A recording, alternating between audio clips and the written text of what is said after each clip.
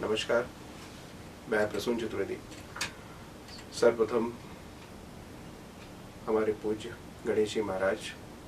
भगवान श्री कृष्ण और समस्त गुरु परंपराओं को प्रणाम करते हुए आज गंगा सप्तमी, माँ गंगा के जन्म प्राकट्य उत्सव दिवस पर एक अविरल धारा आप सभी के बीच में इस सोशल मीडिया के प्लेटफॉर्म यूट्यूब चैनल के माध्यम से लेके आ रहा हूँ, जिसका बहुत समय से लोगों की, मेरे परिचितों की, मेरे शुभचिंतकों की जिज्ञासाएं रहीं कि आप वास्तु के क्षेत्र में जितना भी ज्ञान रखते हैं उसको हम सभी के बीच में समय समय पर कुछ ना कुछ हमें देते रहें। आज इस गंगा सप्तमी पे ये प्रेरणा प्राप्त हुई कि मुझे आप सभी के बीच में अपने गुरुओं से प्राप्त उस अविरल धारा में से कुछ अंश आपके बीच में देने चाहिए, और उसी के तारतम्य में, उसी के परिप्रेक्ष्य में आज ये मैं आप सभी के बीच में एक शुभारंभ कर रहा हूँ। जैसा कि अमूमन चर्चाओं में रहा, उन चर्चाओं से पहले मैं अपने संक्षिप्त परिचय में इतना ही बस कहूँगा। गुरुओं के विशद ज्ञान से अभिभूत तो मैं सदैव रहा, उनकी गुरु कृपा का सदैव आशीर्वाद मेरे साथ बना रहा, जिसमें वास्तु के क्षेत्र में अगर मैं बात करूं तो सबसे पहले मुझे राजस्थान की पुण्य भूमि जयपुर से विश्वविख्यात वास्तुविद ज्योतिषी पंडित सतीश शर्मा जी का आशीर्वाद प्राप्त हुआ। उनसे आगे मार्गदर्शन लेते हुए गुजरात वडोदरा तक पहुंचा। पिरामिड वास्तु के क्षेत्र में भी डॉक्टर जितेंद्र भट्ट साहब से भी मुझे बहुत कुछ सीखने और जानने समझने मिला। मिस्र के पिरामिड से लेकर भारत के सनातन तक उन्होंने कैसे शोध कार्यों को किया। इसके बाद महाराष्ट्र और मुंबई तक इस वास्तु और उनकी करीब से चीज़ों को जानने समझने के लिए, बारीकियों को जानने समझने के लिए ऐसे बहुत सारे अवसर मिलते रहे, और गुरुओं का जीवन में विशेष आशीर्वाद और कृपा मिलती चली गई। और साहब सभी समस्त गुरुओं को प्रणाम करते हुए, उनके श्री चरणों में बारंबार प्रणाम करते हुए मैं एक ही बात बोलूँगा कि उनके जैसा विशद ज्ञान, उनके जैसा शोध मेरे पास यद्यपि नहीं है, परंतु कुछ दुस्साहस के साथ आप सभी के समक्ष कुछ चीज़ें रख रहा हूँ जो एक सामान्यतः पिछले 25 वर्षों के मेरे अनुभव, मेरे ज्ञान, अध्ययन आदि से मुझे प्राप्त हुआ है। सामान्य दृष्टया कई बार मैंने इन 25 वर्षों में विधातास ग्रुप इंदौर, मेरी लता दीदी के माध्यम से भी मुझे बहुत कुछ सीखने समझने मिला।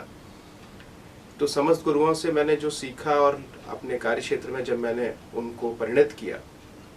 इन सारी परिणतियों के आधार पर एक सामान्यतः कुछ प्रश्न आम जनमानस के मुझे प्राप्त होते रहे। जैसा कि सबसे पहला प्रश्न यही होता था कि भैया वास्तु तो आजकल सुनाई देने वाली बात हो गई, ऐसा पहले तो नहीं था। पहले तो एक सामान्य सी बात हम देखते थे, कभी कुछ ऐसा वास्तु के विषय में सुना नहीं, समझा नहीं। मैं उन समस्त लोगों को ये सबसे पहला वास्तु के लिए परिचय करा दूं कि मैं भी इस विषय को आपकी तरह, आप जैसा ही अनभिज्ञ था। 1998 के लगभग से मैं इस विषय से, इस विद्या से परिचित हुआ, और मेरा भी लगभग आप लोगों के जैसा ही कुछ मानना था कि ये एक सामान्यतः या अन्य लोगों के द्वारा थोपा गया हुआ विषय है। क्योंकि हम जब तक किसी विषय की गंभीरता को या हम उसके विषय में पढ़े या अध्ययन किए हुए नहीं होते, तब तक हम उसे शायद वैसे ही समझते हैं जैसा हमारा दृष्टिकोण होता है। लेकिन जब मैंने उन चीज़ों को पढ़ा, समझा, उसमें मुझे पंडित सतीश शर्मा जी का आज भी अपने गुरुदेव का वो पहला कथन याद है, जब मैं जयपुर उनके पास इस शोध कार्य के निमित्त पहुंचा। और सामान्य मेरी शिक्षाओं का स्तर था। 1 दशक तक मैं एक सामान्य अभ्यर्थी के रूप में, कुछ ज्ञान पिपासु के रूप में प्राप्त करता रहा, लेकिन वो भूख शांत नहीं हुई। वो भूख शांत करने के लिए मुझे ऐसा लगा कि मुझे स्वाध्याय से और गुरु की शरण में कहीं जाना होगा। और उनके पास पहुंचकर जब ये जाना कि बिना ज्योतिष के आप एक अच्छा वास्तु भी नहीं कर सकते, तो मुझे एक पहला प्रश्न लगा कि ये ज्योतिष की अनिवार्यता वास्तु के साथ कैसी है। तो उन्होंने बहुत एक सामान्य सा उदाहरण दिया जो आज मैं अपने हज़ारों क्लाइंटों के बीच में बांट चुका हूँ, और वो एक उदाहरण था कि जिस प्रकार से सिक्के के दो पहलू होते हैं, तो वैसे ही जीवन के इस दो पहलुओं के आधार पर ये जीवन हमारा चलता है। एक पक्ष वास्तु है तो दूसरा पक्ष ज्योतिष है। यदि हम केवल एक पक्ष को चमका के चलें, एक पक्ष को ध्यान रख के चलें और दूसरे पक्ष की अनदेखी करें, तो ये नितांत हमारी मूर्खता साबित होगी। बहुत सारे वैज्ञानिक शोधों का उनके माध्यम से मुझे जानकारियाँ प्राप्त हुई। समय समय पर उनका प्रत्यक्ष अप्रत्यक्ष रूप से जो भी मार्गदर्शन मिलता रहा, तो मैंने ये माना और लोगों को यही मैंने आज तक समझाया है या बताया है, उनको ज्ञान दिया अपना या बांटा उनके बीच में अपना अनुभव। तो उसमें मेरा ये मानना था कि जैसे एक सामान्य एक चर्चा में, क्योंकि आज की युवा पीढ़ी और आज के जनमानस के जितने भी लोग हैं वो शास्त्र और उस शास्त्र की गंभीरता में नहीं जाना चाहते। वो सिर्फ और सिर्फ प्रमुखतम रूप से अपने फायदे के लिए या अपने तात्कालिक लाभ को ध्यान में रखते हुए कि ये हमारे सामने एक प्रोजेक्ट है, इसे हमें पूरा करना है और हमारे लिए वो कितना शुभ और कितना अच्छा हो, इस पर महत्वपूर्ण केंद्रित रहते हैं। तो मेरा ये मानना है कि अगर हम शास्त्र और शास्त्र की अवधारणा पर और उनके शोध पर ना ही जाए, तो भी एक मूल सिद्धांत के रूप में ये ज़रूर कहूँगा कि वास्तु संक्षिप्त रूप से अगर हम देखें तो वो बहुत सामान्य सा एक ज्ञान आप कह सकते हैं, लेकिन अगर उसकी गंभीरता देखें तो विशुद्ध रूप से उसके वैज्ञानिक तकनीकी पूरे आधार हैं, जो कि हमारी सृष्टि के प्राचीनतम समय से, अगर हम चारों वेदों की बात करते हैं सनातन वैदिक धर्म के हिसाब से, तो ये एक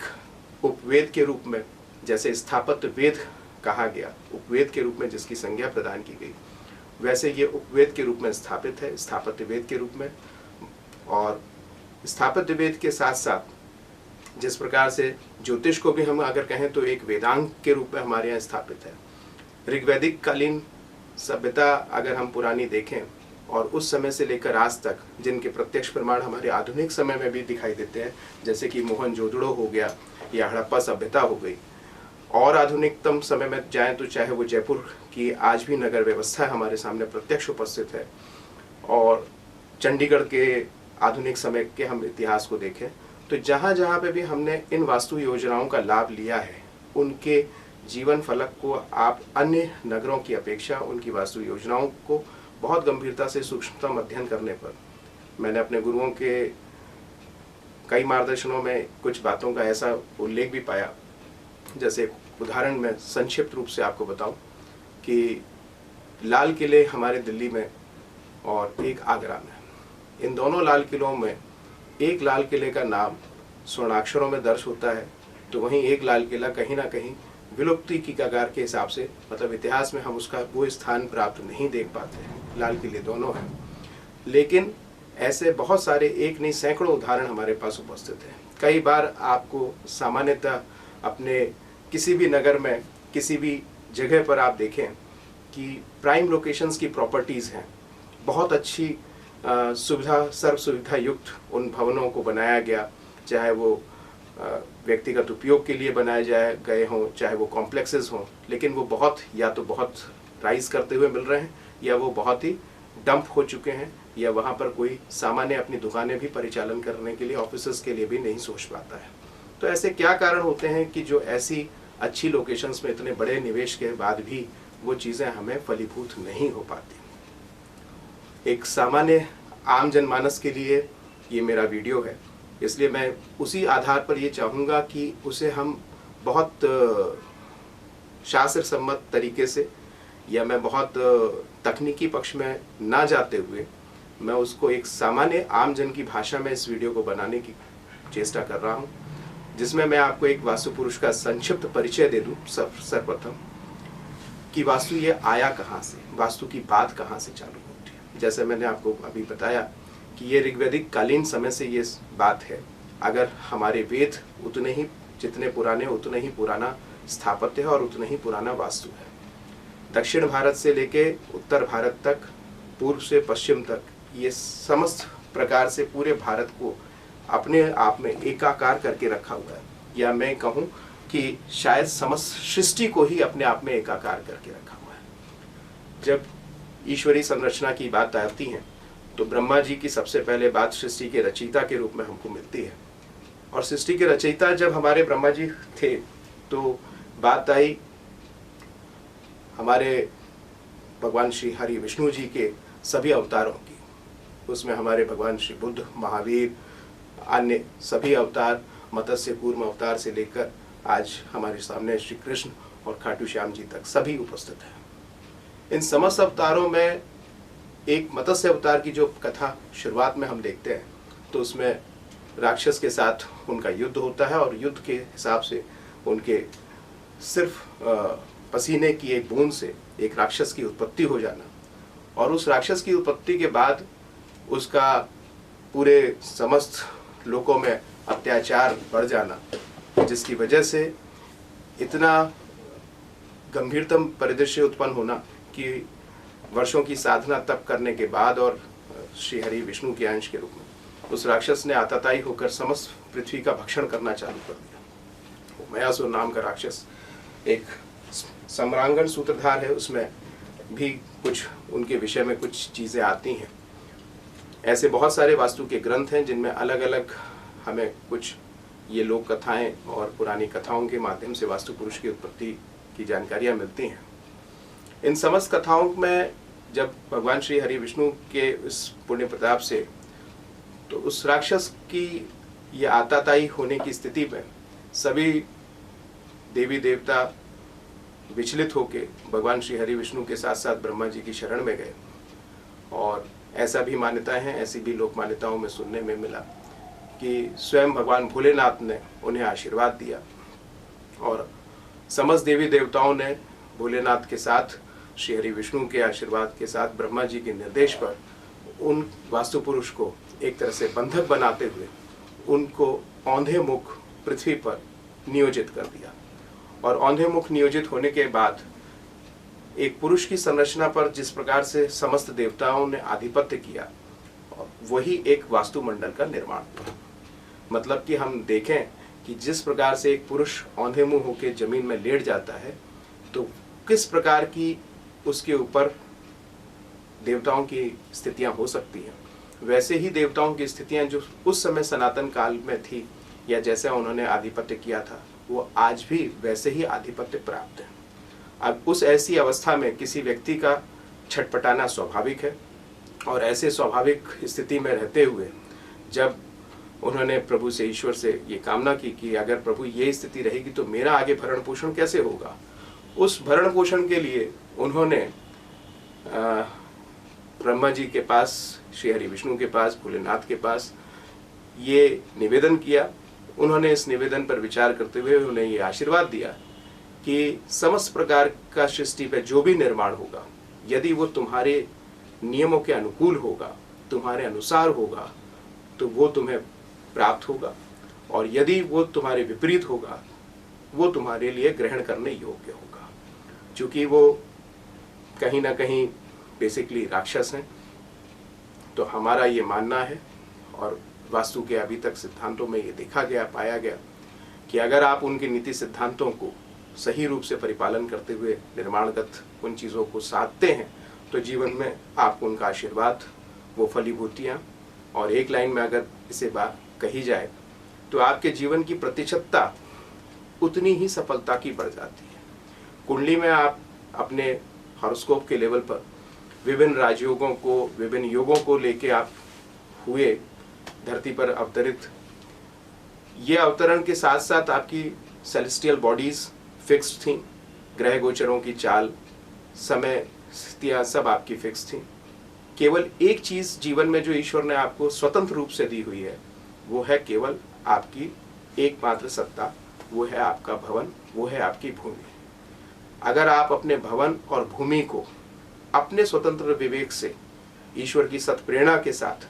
वास्तु के उन सिद्धांतों को परिपालन करते हुए भगवान विश्वकर्मा को ध्यान में रखते हुए निर्माण करते हैं तो निश्चित ही रूप से आपके जीवन में वो उपलब्धियां, वो संकल्प सिद्धि आपकी ज़्यादा सुरम्य, ज़्यादा सुगम हो जाती है। और नहीं तो ये भी है कि संघर्षों की वृद्धि पाएंगे तो आप ज़रूर, आपके खाते में जो उपलब्धियां हैं, लेकिन उन्हें आप कितने संघर्षों के साथ पाते हैं, कितनी मुश्किलों के साथ आप प्राप्त करते हैं, या दिन प्रतिदिन आपको ऐसी बहुत सारी अनियमितताओं का सामना करना पड़ता है, ये सब चीज़ें हमें देखने मिलती हैं। तो इसमें एक सामान्य जनमानस के लिए मेरा यही कहना है कि वास्तु कोई आज की पैदा हुई कोई ऐसी वस्तु नहीं है जिसे आप सामान्यतः समझते हैं या मानते हैं। ये एक वो वेद का भाग है, वो एक वेद का अंग है जिसे हम ऋग्वैदिक कालीन समय से देखते आ रहे हैं, जिसका समय समय पर ऋषि मुनियों के द्वारा जो शोध कार्य किए गए उनका बहुत सारा उपयोग हमें हड़प्पा और मोहनजोदड़ो तक स्थापत्य के रूप में जो हमारे पास आज प्रत्यक्ष प्रमाण है, नालंदा जैसे हमारे विश्वविद्यालय जो रहे, इन सब में जो भी चीज़ें हमने देखी हैं ये उन्हीं का हमारे सामने प्रत्यक्ष उदाहरण है। अब आधुनिकतम समय में हम थोड़ा सा आगे बढ़ते हैं। मैं माइथोलॉजिकल स्टोरीज से बाहर आपको लेके आता हूँ। तो माइथोलॉजिकल स्टोरीज के बाद में अगर हम देखें तो एक सामान्यतः भाषा में आज भी आधुनिक भाषा की मैं एक बात कहूँगा कि ये एक इंडियन आर्किटेक्चर का हमारा वो पुराना स्थापत्य वेद है वास्तु, जिसको दुखद विषय ये है। मैं आदरणीय डॉक्टर मुरली मनोहर जोशी जी को, पंडित सतीश शर्मा जी को, ऐसे बहुत सारे अन्य गुरुओं को भी प्रणाम करता हूँ कि जिन्होंने इंडियन आर्किटेक्चर में आज भी इन चीज़ों को सुधारने का और इन पर शोध कार्य करने के लिए कई यूनिवर्सिटीज़ को इन विषयों पर डिग्री कोर्सेज चलाने के अलावा भी और बहुत सारे प्रयास किए। और मैं उम्मीद करता हूँ भारत सरकार से भी इसके माध्यम से निवेदन भी करूँगा कि वाकई इन विषयों को हमारी पुरातन वैदिक कालीन संस्कृति और सभ्यता को बचाए रखने के लिए उसमें जितना भी हम इन प्रयोगों को कर सकते हैं जो हमारे ज्ञान के पुंज रहे हैं, जिसके आधार पर हम विश्व गुरु का दर्जा प्राप्त किए हुए थे, उसे हमें पुनः स्थापित के साथ में स्थापित करना चाहिए। इस विषय में मैं जब आगे आधुनिक समय में बढ़ता हूँ तो जो ब्रह्मा जी से लेके हमने वास्तु पुरुष की उत्पत्ति देखी, समझी और उनकी कृपा प्राप्ति की बात करी,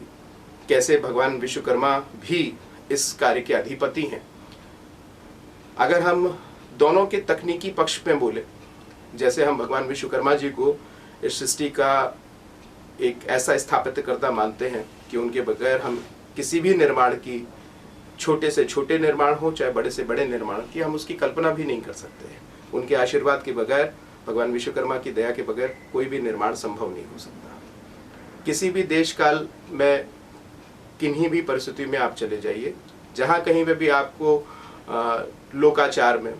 हम एक सामान्यतः पूजा पाठ में देखते हैं तो एक सामान्यतः पंडित के मुंह से आपने ये सुना होगा, लोक देवताभ्यो नमः।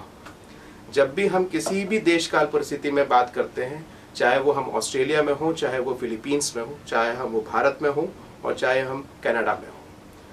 कहीं पे भी पंडित हमारे महात्मा आचार्य शास्त्री जी जब इस पूजा पाठ की वैदिक पद्धति को संपादित करते हैं तो वो स्थान देवताभ्यो नमः ये बात ज़रूर करते हैं। आज अगर मैं छत्तीसगढ़ में हूँ, इस छत्तीसगढ़ की पुण्य भूमि में रहते हुए भी अगर मैं जय सतनाम की बात करता हूँ, अगर मैं बाबा घासीदास को याद करता हूँ, तो ये हमारी स्थापत्य पुरानी वेदों की कला के साथ साथ ये भी अनिवार्यतः हमारा अंग रहा है कि हम अपने गुरुजनों का, अपने संत महापुरुषों का हमेशा सम्मान करते रहे और उनकी शिक्षा दीक्षा के साथ हम आगे बढ़ते रहे। ठीक उसी प्रकार से उन्होंने हमें जो भी गुरुओं ने ज्ञान दिया या मार्गदर्शन दिया या एक नियम दिए, उन नियमों को जितना हम अपने जीवन में उतारेंगे, उनके अनुसार अपने जीवन को चलाएंगे, उसी आधार पर हमारे जीवन की सफलता और हमारी सरलता उस पर स्थापित होती है। और मेरा ये मानना है कि जैसे जीवन में स्थायी निर्माण होते हैं, उतने ही वो स्थायी परिणाम देने में भी सक्षम होते हैं। इसलिए मेरा आप सभी से ये निवेदन है कि वास्तु के विषय में सर्वप्रथम जो बात आती है वो मेरा आपसे ये कहना है कि अपने बच्चों के लिए, अपनी आने वाली पीढ़ियों के लिए, आपके दादा परदादाओं ने, आपके माता पिता ने, आपने स्वयं ने जो भी भूमि संपत्तियां अर्जित की हैं, जैसी भी बनाई हैं, उन सभी चीज़ों को स्वच्छ रखिए, स्वस्थ रखिए और उनको आगे की पीढ़ियों को ऐसी व्यवस्थाएं बना के दे के जाइए जो वो आपके पीछे से आपके नाम और यश को गौरवान्वित करते रहें। ये ना हो कि आपने तो समस्त जीवन किसी न किसी तरह से भोगा, दुख, तकलीफ़ें, संघर्ष, ये आपके जीवन की एक अविरल कहानी बनी रही और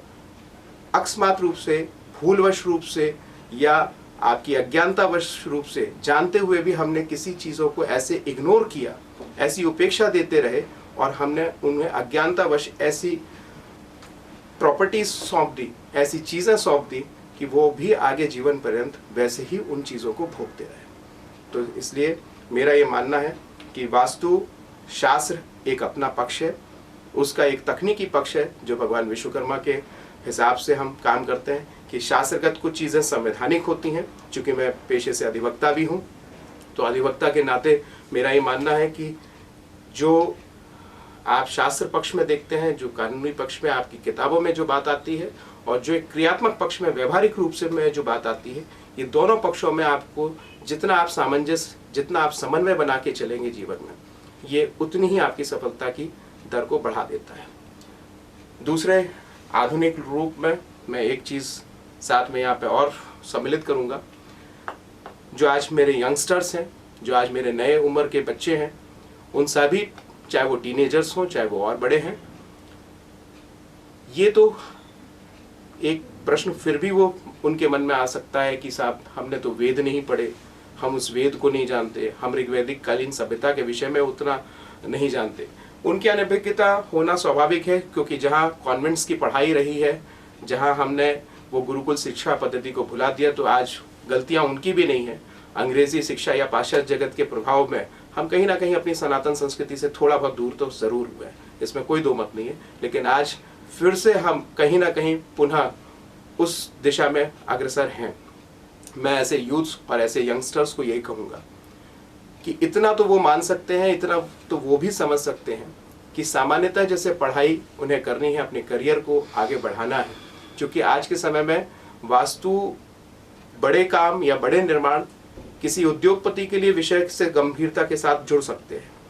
किसी के अपनी छत बनाने के लिए गंभीरता के साथ जरूर जुड़ पाएंगे, लेकिन सामान्य दृष्टिया में एक दुकानदार के लिए, एक पढ़ाई करने वाले बच्चे के लिए या किसी एक आम जनमानस के लिए उसे इतनी बड़ी चीज़ों से आवश्यकता नहीं होती। उसे सिर्फ अपने काम से केंद्रित होने वाली बात होती है कि मुझे इससे क्या लाभ और कैसे लाभ हो सकता है। मैं उनके लिए भी ये कहना चाहूँगा कि उनके लिए ये कहूँगा या उसकी गंभीरता को समझने के लिए एक तार्किक रूप से कि जिस प्रकार से आपका शरीर पंच तत्वों के साथ बना हुआ है, ये चीज़ तो हर किसी ने, हर धर्म, हर जाति, हर पंथ के व्यक्ति ने समझी है और जानी है। चाहे वो मुस्लिम हो, आज मेरे बहुत सारे मुस्लिम क्लाइंट्स भी हैं, चाहे वो क्रिश्चियंस हैं, वो भी इस बात को मेरी स्वीकार करते हैं, और हिंदू हमारे सनातन भाई तो हैं। सभी पंथ समुदाय के सभी जगहों पर नानक जी की गुरबाणी की एक बात याद आती है कि एक ने कही दूजे ने मानी, नानक कहें दोनों ज्ञानी। मेरा ये मानना रहा कि गुरु नानक देव जी के, चाहे हम स्वर्ण मंदिर को देखें और चाहे तिरुपति बालाजी को देखें,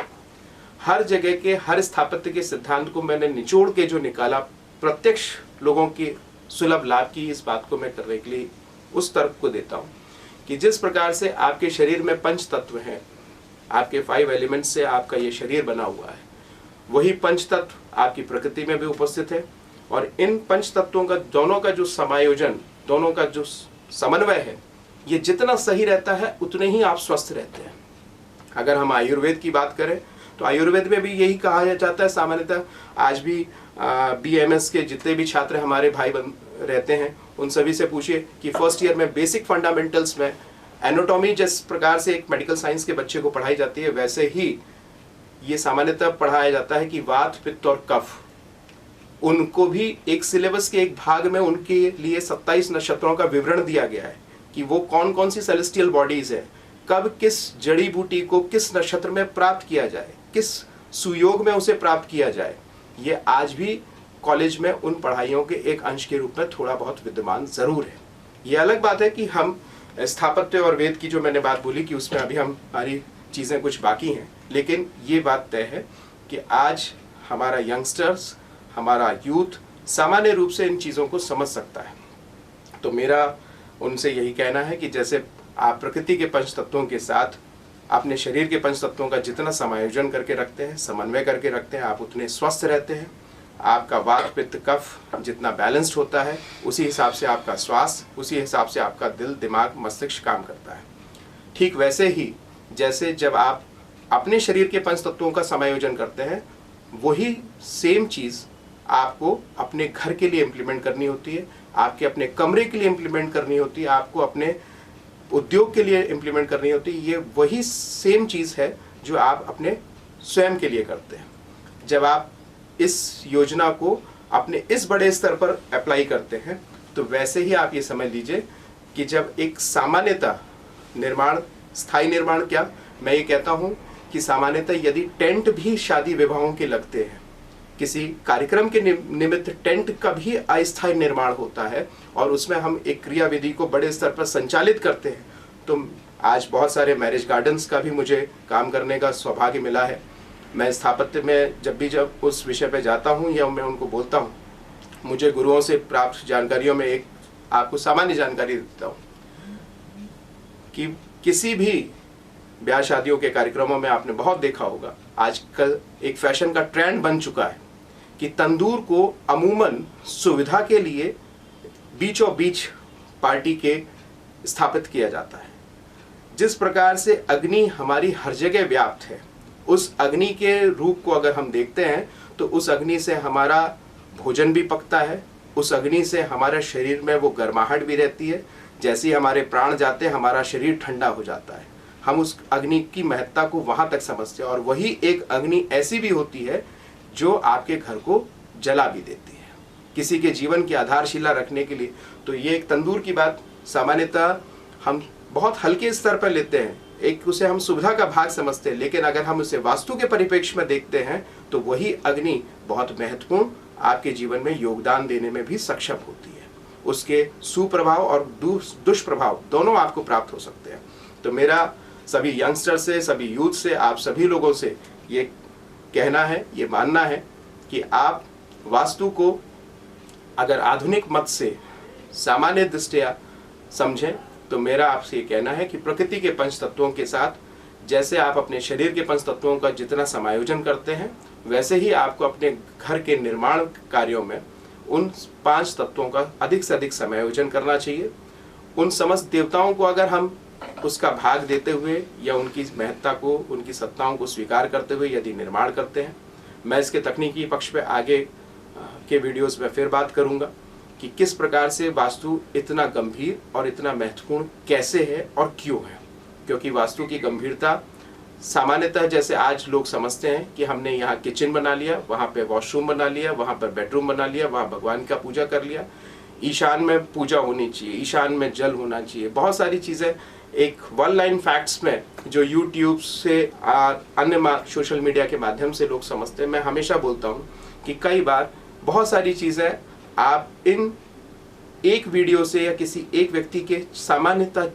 चीज़ों से आप नहीं समझ सकते। उन चीज़ों की बारीकियों को समझने के लिए आप किसी योग्य व्यक्ति की सलाह और सेवाएं ज़रूर लें। आप उसे वन लाइन फैक्ट्स के रूप में केवल आपको एग्जामिनेशन पास करने के हिसाब से ये काम नहीं करना है, आपको अपना जीवन बदलना है। और अगर आपको अपने जीवन को बदलाव सही सकारात्मक रूप से लाना है तो मैंने हमेशा आपसे पहले भी ये कहा कि स्थायी निर्माण स्थायी परिणाम देने में सदैव सक्षम होते हैं। उनको स्थायी रूप से उपचार करिए, उन्हें सतही रूप से ट्रीट मत करिए। और इन सभी तकनीकी पक्षों को कि इनमें गंभीरता कैसी होती है, वैज्ञानिक इनके क्या आधार है, क्योंकि वास्तु के मामले में मेरा ये मानना है कि जैसे पर्सन टू पर्सन चीज़ें वेरी होती हैं, बदलाव आता है, लेकिन वास्तु आज मैंने यहाँ से बैठे बैठे छोटी सी जगह से कई बार देश भर में मेरी यात्राएं होती रहती हैं वास्तु के निमित्त। मैं विजिट्स पे जाता हूँ, वहाँ के लोकल लेवल पर जिस प्रकार की परंपराएं देखने सुनने मिलती हैं, चाहे वो दक्षिण हो, चाहे उत्तर हो, चाहे पूर्व पश्चिम। लेकिन मैंने विदेशों में भी, मैंने मलेशिया में भी देखा, ऑनलाइन मैंने कनाडा से लेकर ऑस्ट्रेलिया तक के वास्तु की कुछ सेवाएं दी। इन सभी चीज़ों में मैंने देश विदेश की सेवाओं में ये अनुभव पाया, वो चाहे दुबई हो, कतर हो, कि आप अगर सही हैं और आपके विशुद्ध रूप से अपने वैज्ञानिक सिद्धांतों पर आपका भरोसा है, तो जो चीज़ें आपकी भारत में हैं या आपके नगर में वो कारगर है, तो वो आपकी देश विदेश में भी कारगर होंगे। कनाडा में भी मैंने यहाँ से बैठे अपने वास्तु की चीज़ों में जो प्रयोग किए, उन प्रयोगों के माध्यम से मैंने वो उपलब्धियाँ प्राप्त की। आप सभी के आशीर्वाद से और सहयोग से, शुभकामनाओं से ये संभव हुआ। और मैं अपनी ऋषि मुनियों की उन परंपराओं के लिए पूर्णतः आश्वस्त था कि यदि ये सही है तो ये भी होगा। जैसा मैंने अपने यूथ के लिए कहा कि जिस प्रकार से आपका धरती के साथ, अपनी पृथ्वी के पंच तत्वों के साथ, सृष्टि के पंच तत्वों के साथ सामंजस्य जितना आपके शरीर का बेहतर होगा, उतने ही आप स्वस्थ और निरोगी रहेंगे, उतने ही आप संतुष्ट और अच्छे रहेंगे। वैसे ही आपके निर्माण में भी पंच तत्वों का उतना ही बड़ा योगदान है, उनका भी वैसे ही आपके जीवन चक्र पर प्रभाव पड़ता है, उतने ही आपके संघर्षों में, आपकी सफलताओं में इनका प्रत्यक्ष और अप्रत्यक्ष रूप से आपको योगदान देखने समय समय पर मिलता रहेगा। इसको दूसरे शब्दों में, अगर हम आधुनिक शब्दों में और कहें तो लैटिट्यूड्स और लॉन्गिट्यूड्स की जो बात हमने सामान्यतः स्कूल के परिवेश में पढ़ी होगी कि कुछ हमारी देशांतर और अक्षांश रेखाएं हैं। ये देशांतर और अक्षांश रेखाएं जो हमारी होती हैं, वास्तु का वो गंभीरतम गुणतम ज्ञान है जो हमारे पास टेलीस्कोप और बड़े बड़े दूरबीन नहीं होते थे, और तब भी हमारे ऋषियों मुनियों ने, आदि शंकराचार्य जैसे लोगों ने, चाहे वो द्वादश ज्योतिर्लिंगों की स्थापना में उनका योगदान लिया, सम्राट अशोक ने, और चाहे राजा विक्रमादित्य जी ने उज्जैन से जंतर मंतर से लेकर दिल्ली के जंतर मंतर की स्थापत्य हम देख पाते हैं। ऐसे बहुत सारे हमारे अनेकों उदाहरण हैं जिनको हम आसपास के अपने क्षेत्रों में देख सकते हैं और उन्हें अभिभूत कर सकते हैं, उनको समझ सकते हैं, उनके ज्ञान के विषय से परिपक्व हैं वो पूर्णतः रूप से। आप उसी तरीके से अगर हम आधुनिक तरीके में अभी वर्तमान के परिप्रेक्ष्य में बच्चों के लिए, मैं स्पेशली टीनेजर्स के लिए और आने वाले युवाओं के लिए, ये देश, क्योंकि अब भारत हमारा युवाओं का देश है, और उन युवाओं को भी मैं इस स्थापत्य से और इस वास्तु से, उसकी गंभीरता से और उसकी सफलता के प्रतिशत से परिचित कराना चाहता हूँ। उसके निमित्त मैं ये उनको कंक्लूड करने के लिए इस बात को बोलूँगा कि जैसे एरोडायनामिक्स के कुछ रूल्स हैं, कुछ रेगुलेशंस हैं, तो वास्तु के भी वैसे ही कुछ संवैधानिक पक्ष है और कुछ क्रियात्मक पक्ष है। भगवान विश्वकर्मा उसके क्रियात्मक पक्ष को देखते हैं, तो वैसे ही वास्तु सैद्धांतिक शास्त्र पक्ष को देखता है। एरोडायनामिक्स का मैंने उदाहरण इसलिए दिया कि आज आप छोटे से छोटे प्लेन, जब बच्चा एक कागज को मोड़कर सामान्यतः एक प्लेन बनाता है, तो उसके विंग्स की भी एक योजना होती है। अगर छोटा सा भी कोई एक पंख उसका ऊपर नीचे हो जाए तो उसका वो जहाज नहीं उड़ता। जैसे पानी की नाव बनाई गई, उसकी भी एक योजना है, अगर वो ढंग से नहीं बनाई गई तो वो पानी में उसकी नाव नहीं चलेगी। उस बालक को भी उस समझ है कि ये मेरा हवाई जहाज कैसे हवा में अच्छा उड़ेगा, कैसे वो ऊंचाई नीचाई तय करेगा, कैसे वो सामान चलेगा। सामान्य दृष्टिया में आप ऑटोमोबाइल सेक्टर्स में भी आप देख सकते हैं, स्पोर्ट्स कार के डिजाइनिंग जो की गई, पीछे का भाग को कितना उठाना है, आगे के भाग को कितना दबाना है, किस रूप में, किस पोजीशन में रखा जाए, तो ये हमारी हवा के कटाव में, चाहे वो वायुयान हो और चाहे वो पानी के जहाज हो, इस प्रकार से इन तकनीकी पक्षों को हम आगे और समझेंगे। वास्तु में आपके साथ पुनः चर्चाओं में सम्मिलित होऊंगा। बहुत बहुत धन्यवाद। नमस्कार।